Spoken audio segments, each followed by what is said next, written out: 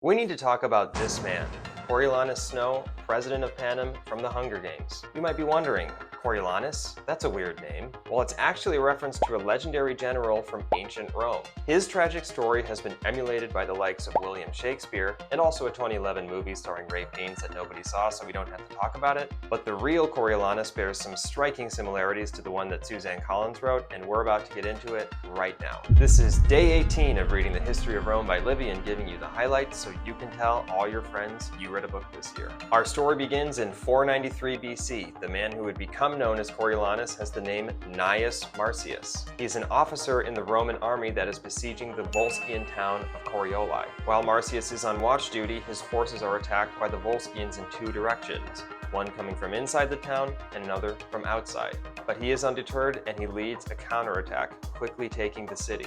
His expert leadership and quick thinking earn him both victory and fame. From here on out, he is known as Coriolanus. But his story is not a happy one. With fame also comes influence, and it brings out some of his worst qualities.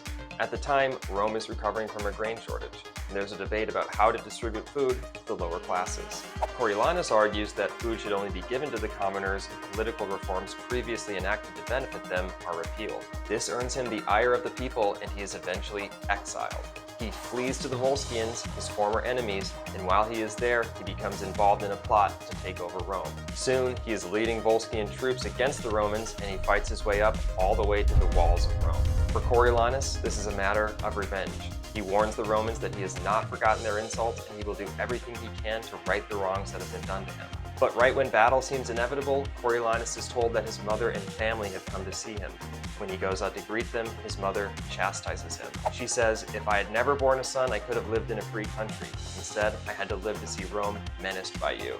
This proves to be too much for Coriolanus, and he gives up the siege and withdraws his troops. But Livy says he grows to resent his fate and bitterly regrets the exile that was imposed on him. So in the Hunger Games, Coriolanus is a proud aristocrat who served in the armed forces before using his political skills to gain power and bend the nation to his will. While in ancient Rome, Coriolanus was a proud aristocrat who also served in the armed forces, but his demise is brought about by his lack of political skills and refusal to compromise. That's all for now. Follow along for some more deep dives into ancient Rome.